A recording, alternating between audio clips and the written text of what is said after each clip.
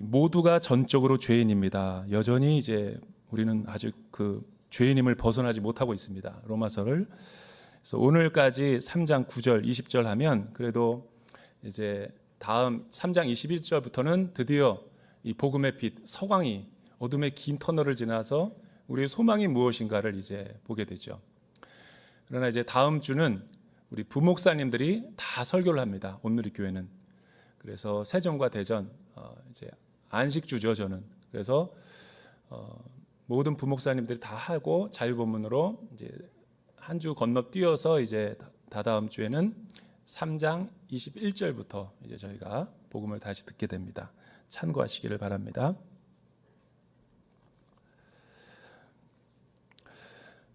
여러분 혹시 제가 왜 이 목회자가 됐는지를 아세요? 모르죠. 제가 여러분들이 한 번도 얘기하지 않았으니까. 제가 왜 목사가 된지를 압니까? 목사가 가시밭길, 고난의 길, 또 힘든 길, 십자가의 길인 좁은 길임을 알매도 불구하고 내 왜 나의 인생을 여기다가 다 목숨을 걸었는가? 그거는 오늘 설교의 결론이에요. 예수밖에 답이 없기 때문에 그러죠. 저는 처절한 내 그 비참한 죄인의 모습을 바라보고 이 사망의 이 몸, 그리고 이 절망스러운 나의 삶, 누구도 건져낼 수 없는, 나의 육신의 부모도 나를 도울 수 없는 이 절망스러운 자기 한계와 영혼의 무가치함, 그리고 나의 소망이 없는 그런 모습을 성령께서 19살 때 십자가와 복음의 본질을 통해서 내 영혼을 깨워주셨기 때문에 그런 거예요. 그 이후로 우리 주님 앞에 내가 죄인임을 고백하고 예수 그리스도를 영접한 순간부터 나는 부모가 원하는 길을 가지 않고 있어요.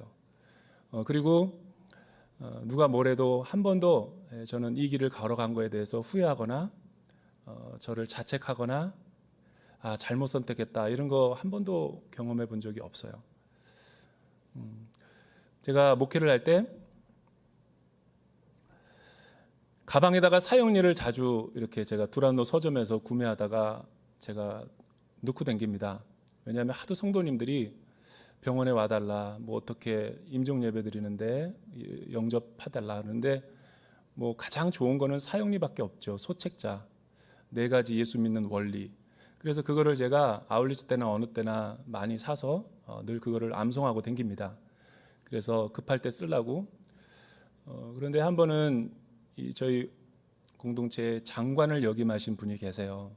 굉장히 높으신 분이죠. 이제 그분이 어느 날 저에게 찾아와서 목사님 어려운 부탁을 좀 드리고자 하는데 자기가 정말 친한 친구가 있는데 서울대 의대 교수인데 말기암으로 죽게 됐다. 이제 얼마 살지 못할 것 같다. 그런데 3, 40년을 전도해도 참 어렵더라. 사랑하는 친구들이 너무 좋고 너무 친하대요. 그리고 너무 서로 잘 돕고 놀러도 가고. 그런데 예수를 안 믿는데요. 이미 다 그분들은 동문들로서 자리를 잡고 사회에서 다 높으신 분들이에요. 근데 이제 친구가 죽게 됐기 때문에 다 미국에서도 오고 다 하던 일을 멈추고 다 그의 집에 모이기로 한 거예요. 저는 당황했습니다. 그냥 친구라고 그래서 일반 친구라고 딱 가는 순간 우리가 먹는 모든 제약 회사들의 총수들이 다 와 있는 거예요. 깜짝 놀랐고 순간 당황스러웠습니다. 어떻게 이거를 해야 되는가. 이름만 되면 다 알만한 재계의 CEO들이 와 있는 거예요. 참 너무너무 당황스럽고 이걸 어떻게 해야 되나 그랬더니 역시 사형리밖에 없겠더라고요. 그래서 사형리로 제가 한 10분 동안 쭉 복음을 설명하고 가족들도 다 와 있고 한 30여 명이 그 마루에 다 앉아 있는데 제가 어떻게 이런 분들을 이렇게 설득하고 무슨 내가 언변 있는 것도 아니고 그냥 사형리를 그대로 제가 심플하게 설교를 하고 예수님을 믿겠습니까? 라고 했을 때 그 완악하고 고집센 분도 성령이 터치하고 조명해 주시니까 무릎을 꿇더라고요. 예수님 믿겠다고 그러고. 그래서 그 마음 변할까 봐 락굴락굴 가져오라고 물 담아오라고 해가지고 바로 그 자리에서 세례를 줬습니다. 그리고 며칠 있다가 돌아가셨어요. 그걸 보면 성경책도 제 거 좋죠. 다 놀랬죠. 왜 놀랬냐면 3, 40년을 전도해도 안 되잖아요. 그런데 여러분 그 지적이고 엘리트이고 또 사회 고위층이신 분이 무릎을 꿇고 주님은 내 인생의 구원자요, 주님을 믿고 나의 모든 죄를 회개합니다라고 했어요. 그런데 어느 날은 이 권사님의 이제 그로부터 연락이 왔어요. 자기 어머니를 이제 병원에 강남 세브란스에 입원해 있는데 좀 오셔서 영접 기도로, 어머니는 부모님 맞춤 전도도 하고 뭐 다양하게 여러 경로를 통해서 교회도 몇 번 데리고 나갔는데 꼭 물어보면은 나는 안 믿는다, 너나 믿어라, 계속 완강하게 고집을 한대요. 이 아픈데 진단 받았을 때 좀 영접을 하고 싶어서 저도 가봤죠. 그런데 저도 똑같이 사형리를 가지고 좀 더 특별한 마음이 있어서 로마서에 있는 말씀을 몇 개 전했죠. 예수 믿으시겠습니까? 이제 콜링업을 했을 때 정말 순수하고 선하게 생긴 어머님이세요. 전 믿고 싶지 않은데요. 제가 왜 믿어요? 막 그러면서 계속 한 10분 동안을 실랑이를 벌이는 거예요. 분위기도 싸해지고 이거는 아직 때가 되지 않았나 보다 해서 멈추고 기도하고 떠났던 기억이 있어요. 여러분, 우리의 마음의 상태를 누가 알겠어요? 그러나 성령님은 어떤 한 영혼들을 찾고 계시고 오늘 이 자리 가운데도 주님이 갈급하고 목말라하고 예수 믿고 싶은 영혼들도 오늘 나오신 분도 있을 거예요. 교회는 나오지만 아직 예수님을 영접하지 못한 우리 성도님들도 계실 거예요.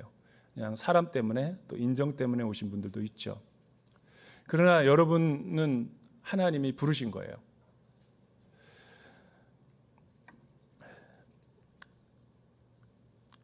로마서는 위험한 책입니다. 왜 위험한 책이냐면 우리 인생을 송두리째 변화시키는 복음의 내용이 성경에서 가장 체계적으로 압축적으로 설명되어 있는 책이기 때문에 이 로마서가 없었더라면 65권을 이해할 수 없었던 거죠. 그렇기 때문에 이 책을 통해서 복음의 의미와 십자가의 목적과 또 하나님을 인격적으로 만날 수만 있다면 우리의 모든 삶은 변화되게 돼 있어요. 세상에 그 어떤 것도 가치가 없고 오직 예수 이름만을 위해서 우리가 의탁하고 살아갈 수 있는 거죠. 그래서 로마서는 목숨을 걸고 여러분들이 설교를 들어야 되고 목숨을 걸고 이 설교 시간에 졸면 안 되고, 조는 거는 목사 책임이 아닙니다. 조는 거는 옆에 사람 책임이에요. 자기만 혼자 은혜 받으려고 졸도록 냅두니까. 정신 차리고, 뭘 아멘이에요. 이럴 때 아멘 하면 안 돼요. 정신 바짝 차리고 말씀을 들어야 돼요. 로마서는 16장 가운데 가장 중요한 핵심 구절이 요절이 1장 16절에서 17절입니다. 복음에는 하나님의 의가 나타나서 믿음으로 믿음에 이르게 하나니 기록된 바 오직 예수 믿는 사람들은 믿음으로만 살 수 있다라는 구원의 선언이죠. 그런데 왜 이 복음이 위대한가? 바울은 이렇게 설명하죠. 복음 안에 하나님의 의가 계시되었기 때문에. 의라는 것은 예수 그리스도죠. 그리고 하나님의 우리 살릴 수 있는 생명의 길, 뜻이 바로 의죠. 이 하나님의 뜻, 하나님의 우리를 회복시킬 수 있는 그 길이 복음은 예수 그리스도를 말하는데 예수 그리스도 안에 담겨져 있기 때문에 이거는 너무 우리의 인생에 중요한 거예요. 중요한 거죠. 그러나 안타깝게도 한국 교회는 이런 순복음적인 이렇게 순수하게 잘 부흥하고 성장하다가 세상의 거짓된 가르침과 이 복음의 강단을 가리우고 번영주의와 기복신앙과 세상의 출세와 성공, 자녀 대학에 가는 거 이런 걸로 강단을 오염시켰기 때문에 한국 교회가 이삭의 우물물에 부흥의 샘이 터져 나와야 되는데 블레셋 사람들이 우물에다가 돌 무더기들을 탁 해서 사단들이 가려서 생수가 터지지 못하게 한 거죠. 부흥은 뭔가 그 돌 무더기들과 쓰레기들을 걷어내는 거예요. 복음의 생수가 터지게 하는 거죠. 이재훈 목사님과 온누리교회가 굉장히 탁월한 게 이 위기의 시대 때 로마서와 복음을 잡은 거죠. 목사님이 담임 목사님 결정을 잘해서 우리 같은 부교육자들도 이렇게 인생의 이 로마서를 강의할 수 있는 축복이 있다는 게 얼마나 큰 하나님의 은총이에요. 근데 바울은 왜 그런지 모르겠지만 이 복음의 진리, 위대한 예수 그리스도를 선포하고 난 다음에 바로 복음이 무엇인가를 설명 안 해요. 우리를 어디로 인도하냐면 하나님을 떠나고 하나님과 관계가 깨어진 우리가 자기가 스스로 인생의 하나님이 된 것처럼 살았던 지난 날들을 다 영적으로 소화해내서 1장 18절에서부터 오늘 마지막 구절 3장 20절까지 총망라해가지고 이방인의 죄, 교회 밖에 있는 사람의 죄, 또 교회 안에 있는 사람 유대인의 죄, 먼저 예수 믿은 사람, 그리고 중간에는 이런 사람 있죠. 나는 종교가 필요 없어. 나는 선하게 살아왔어. 내 주먹을 믿어. 내가 왜 죄인이야? 나는 떳떳하게 살아서 남 피해 안 주고, 이런 사람들을 위해서 도덕주의자와 양심주의자들의 죄를 거기다가 기록한 거죠. 그러나 성경이 우리를 다 하나님의 영광에 이르지 못하고 다 유대인이나 헬라인이나 하나님의 진노와 심판 아래 가두었고 죄라고 선언하기 때문에 우리가 만약 죄인이라 아니라고 하는 것은 하나님을 거짓말장애로 만드는 거고 성경을 거짓말로 만드는 것이기 때문에 그것 또한 이미 정죄받아 마땅하다라고 바울이 선언하는 거예요. 오늘로써 그래서 어두운 이야기는 다 끝나요. 이제 3장 21절부터는 바로 예수 그리스도의 복음이 왜 될 수 있는가를, 왜 소망이 될 수 있는가를 이제 1장 16절과 17절로부터 이어서 설명하려는 거죠. 바울이 이렇게 하는 의도가 뭘까요? 여러분, 깨닫지 못하는 사람에게 돼지에게 진주를 줘봤자 못 알아듣습니다. 우리 몸의 권위자인 의사가 CT와 MRI 찍어가지고 당신의 몸 상태가 이럽니다라고 얘기하는데도 환자가 의사를 야단치는 사람도 있다니까요. 당신이 내 몸을 어떻게 아냐고. 나는 수술 안 받아도 산다고. 제가 그런 사람을 임종까지 지켜봤어요. 그 아름다운 얼굴이 한순간에 비참하게 되더라고요. 치료 안 받고. 어리석은 우리의 모습인 거죠. 자기가 인생의 구원자인 줄 알고 권위자로 착각하는 거죠. 우리의 영혼의 권위자는 이 세상의 만물의 창조자이신 하나님이세요. 여러분, 하나님 앞에 만인이 전시된 영혼처럼 다 드러나지 않을 게 뭐가 있어요? 아무리 우리가 베일에 감추고 숨긴다고 해도 우리는 손으로 하늘을 가리는 것에 불과해요. 그런 사람을 지혜롭지 못하고 어리석다라고 성경이 말하는 거예요. 지혜로운 사람은 인정하고 주님 앞에 죄사함의 은혜와 용서를 받는 사람. 어떤 길을 택할 거예요? 그건 우리의 선택인 거예요. 자유의지예요. 오늘 어떤 말씀이 우리에게 주어지는가? 한번 9절서부터 12절 말씀 큰 소리로 한번 읽어보도록 해요. 9절서부터 12절 시작.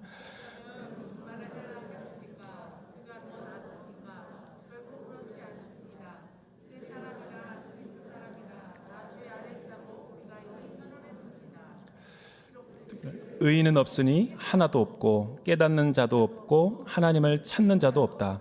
모두 곁길로 향해 다 쓸모없게 됐다. 선을 행하는 자가 없으니 하나도 없다.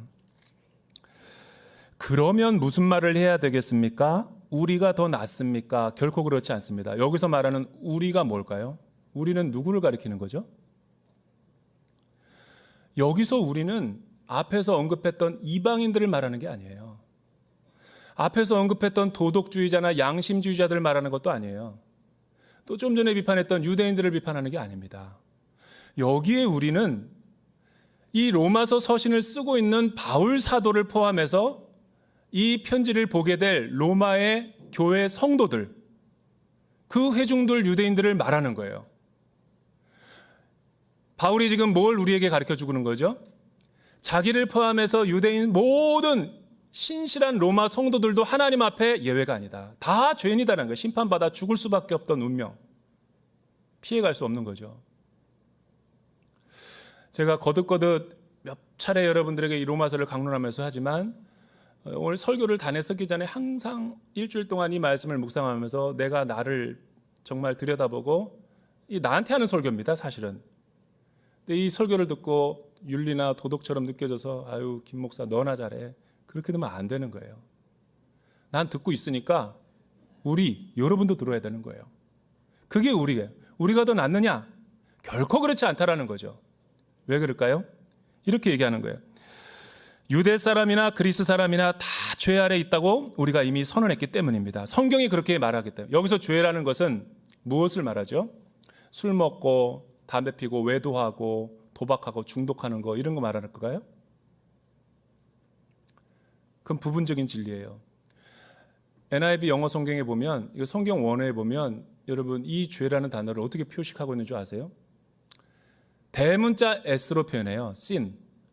그러니까 성경이 죄를 이야기할 때 큰 대문자 sin이 있고 작은 소문자 sin이 있어요. 여러분 스피릿, 큰 대문자 스피릿 하면은 홀리 스피릿, 성령님을 줄여서 말하는 거고, 작은 스피릿 하면 내 영혼 말하는 거예요. 여기 죄는 S자인 거예요. 이게 뭐를 말하죠?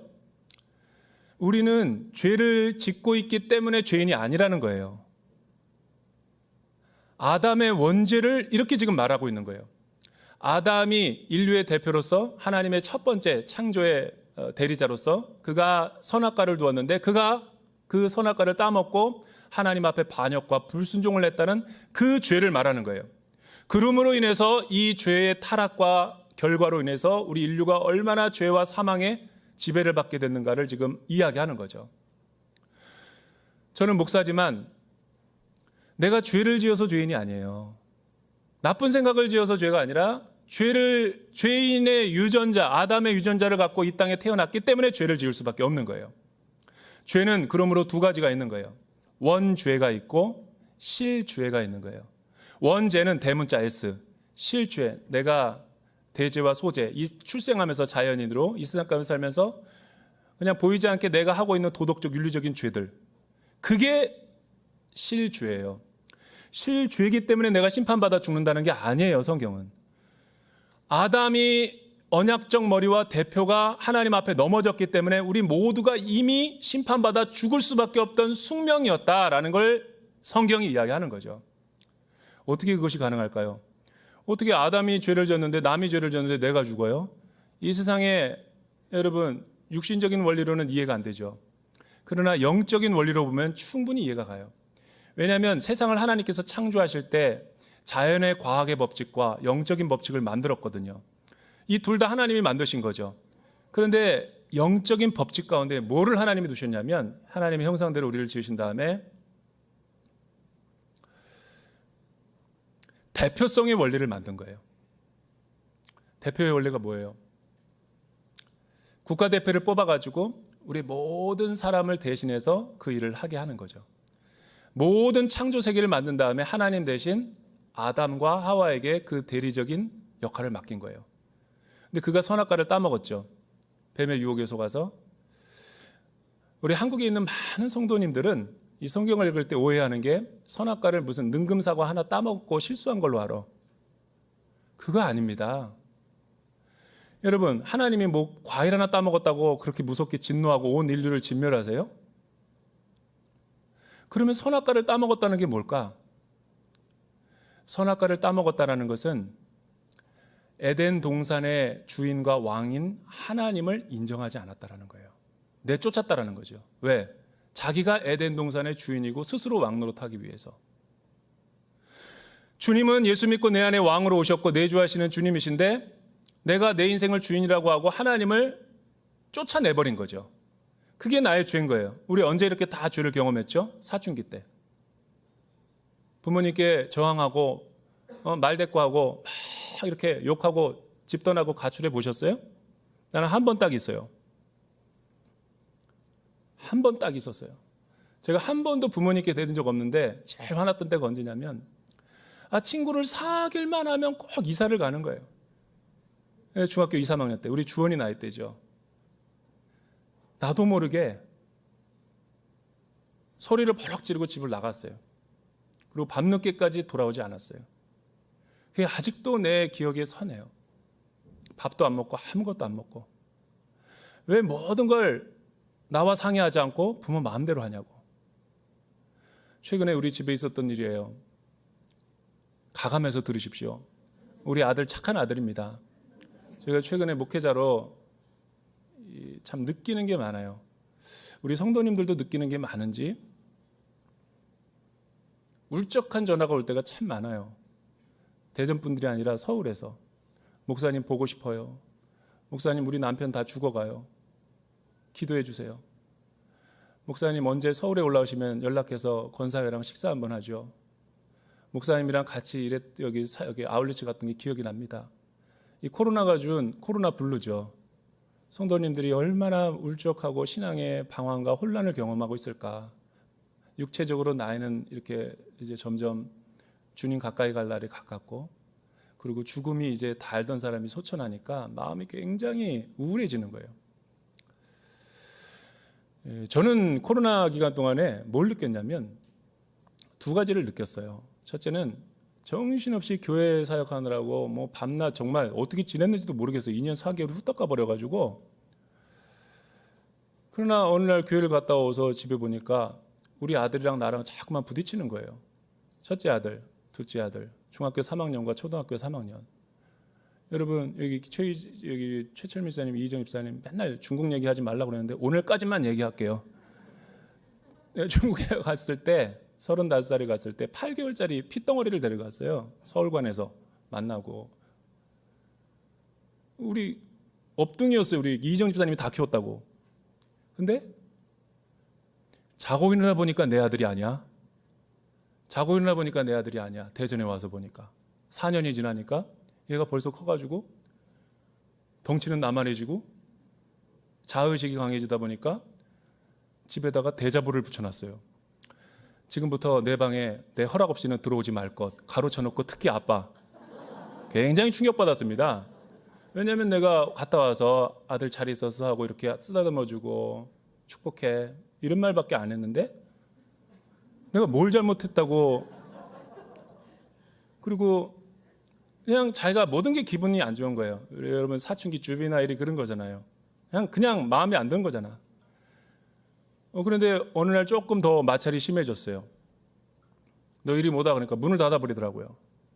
그냥 문을 열라고 이렇게 하다가 내 발이 미끄러지는 거예요. 그러니까 자고 일어나 보니까 내 체력도 누가 다 가져가 버렸어.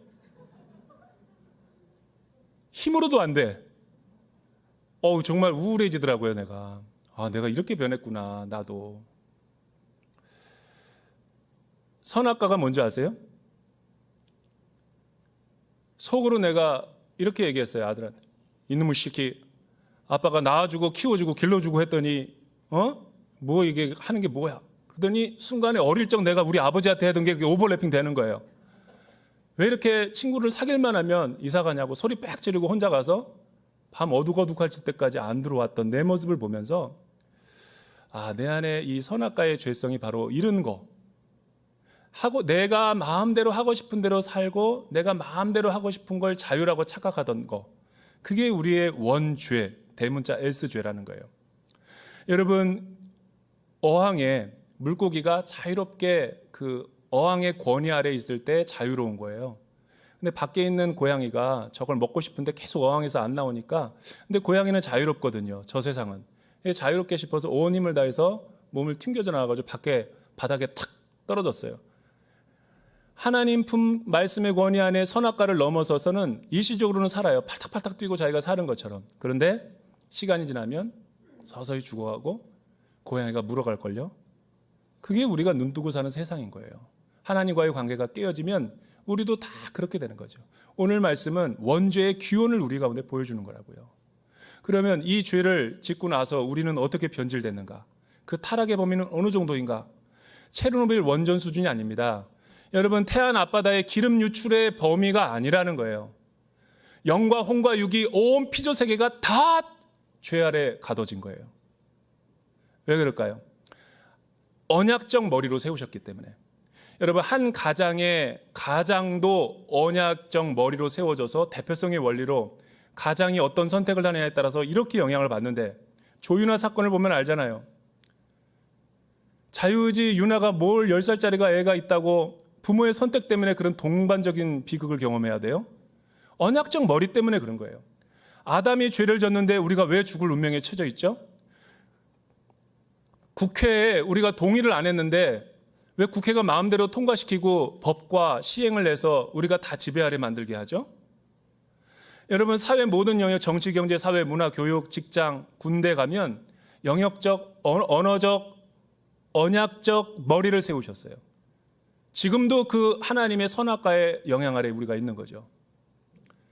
대표에게 하나님이 책임을 많이 물어요.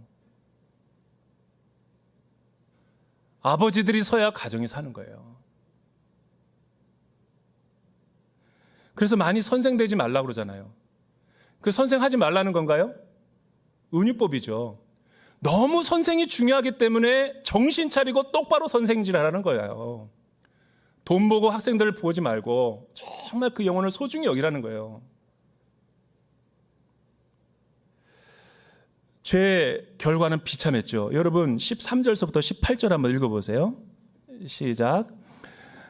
그들의 목구멍은 열려있는 무덤이고 혀로는 거짓말만 일삼으며 그녀의 입술에는 독사의 독이 있고 그들의 입에는 저주와 독설이 가득하다. 그들의 발은 피 흘리는데 민첩하며 그들의 길에는 파멸과 참담함이 있어 그들은 평강의 길을 알지 못했다. 그들의 눈에는 하나님을 두려워할 힘이 없다 라고 한 것과 같습니다. 바울이 굉장히 탁월한 게 뭐냐면 영적인 통찰력으로 세 개를 얘기하고 있어요. 대표적으로 우리 일상 가운데, 나의 삶 가운데 얼마나 영역이, 타락의 영역이 있는가 보세요.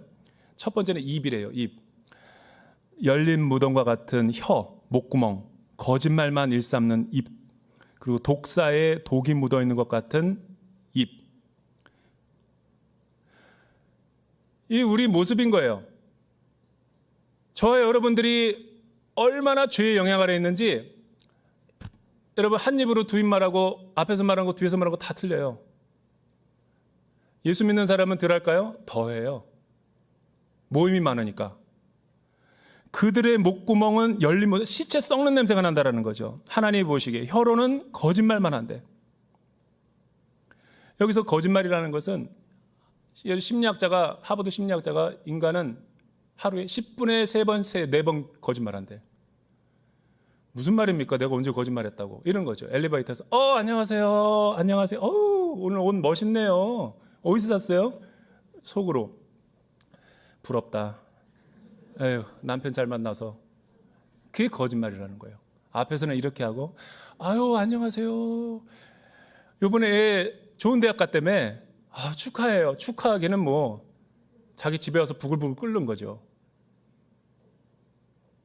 이중적이고 위선적이고 가면 쓰고 인간관계하는 모든 게 다 거짓이라는 거예요. 10분 만에 3-4번 한대. 그렇지 않은가요? 누군가가 정말 교회에서 뭐 일이 잘 됐어. 와 축하해. 정말 고마워. 너 대단하다. 어떻게 그렇게 됐대? 정말 부럽다. 너 어떻게 그렇게 말을 잘해? 저 대답하는 꼴 좀 봐. 속으로는. 뭐 대전에서 저희 집사님한테 들은 거예요. 목사님 누가 강사가 오면은 뭐 은혜 받는 거 그런 건 신경 안 쓰고 저 옷을 왜 저래 깍쟁이처럼 입었네. 디스하고 깎아내리는 게 뭐 지방에 있는 분들의 특징이래요. 나는 몰라요. 그렇게 그 얘기를 하더라고요. 그게 거짓말적인 태도예요. 페르조나 얼굴에 가면 가리고 사회적인 모습으로 다 이렇게 가면 쓰고 순모임 하니까 무슨 순이 은혜가 되겠어요. 여러분 순은 목욕탕에 돼야 되는 거예요. 다 드러내고 아픔과 상처, 슬픔을 다 드러내야 되는데 그래야지 복음의 치유가 오는데 우리는 좋은 것만 성공하고 승리하고 우리 자식 출세한 거 남 자녀들 어떻게 되는지 모르고 맨날 비교의식과 거 열등감으로.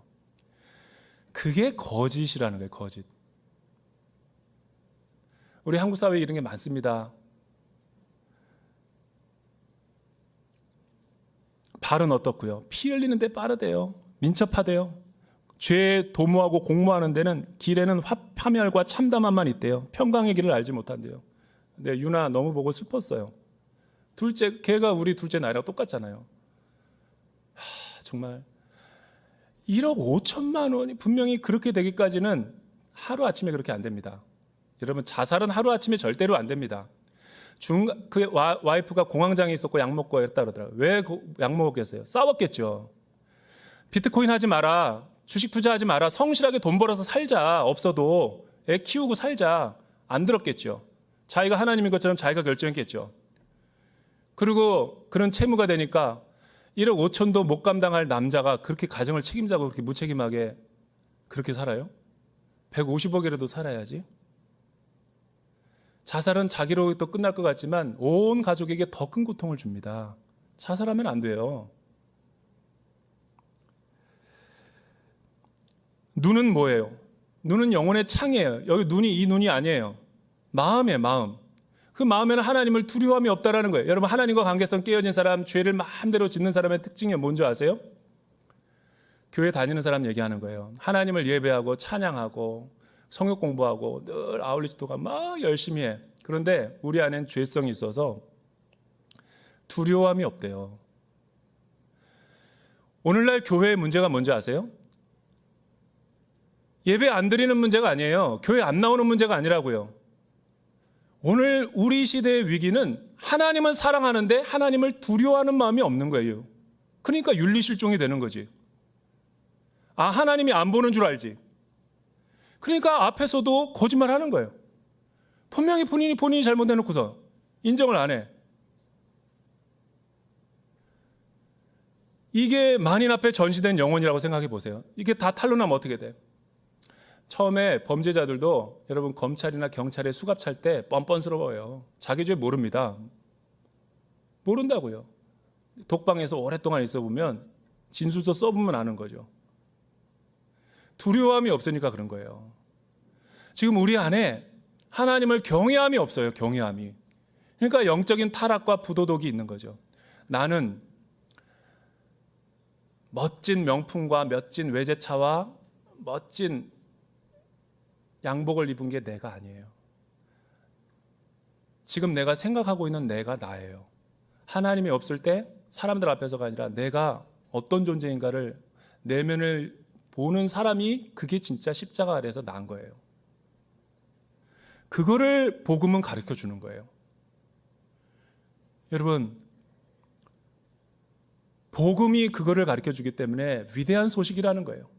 그리고 하나님 앞에 무릎 꿇는 거죠. 하나님 앞에 내가 얼마나 비참한 죄인으로 살았는가를 깨달아야지만이 구원의 능력이 얼마나 대단한가, 하나님이 나를 건져주신 게 얼마나 감사한가, 늘 찬양과 감사가, 은혜가 넘치는 거죠. 그동안 내 안에는 이런 영적인 문둥병, 돌무더기들이 다 가로 있어서 그런 걸 느끼지 못했어요. 이제 로마서를 공부하니 우리가 더 정신 차리고 이런 하나님을 경외하고 두려워하는 마음이 회복돼야 돼요. 그래야 한국 교회와 예수의 이름이 우리 가운데 생명이 되고 소망이 되는 거예요. 그렇게 저와 여러분들이 살아갈 수 있기를 주님의 이름으로 축원합니다. 기도하겠습니다. 사랑하는 주님, 너무 죄인입니다. 정말 부족하고 연약합니다. 우리는 너무나 자주 쓰러지고 실패합니다. 오 하나님, 그래서 주님밖에 없습니다. 영원히 죽을 수밖에 없던 나를 주님께서 보배로운 피로 살리셨으니 이제 다시 본질로 십자가로 복음으로 예수의 이름으로 돌아가 하나님 안에서 살아갈 수 있게 하여 주시옵소서. 예수님의 이름으로 기도드립니다.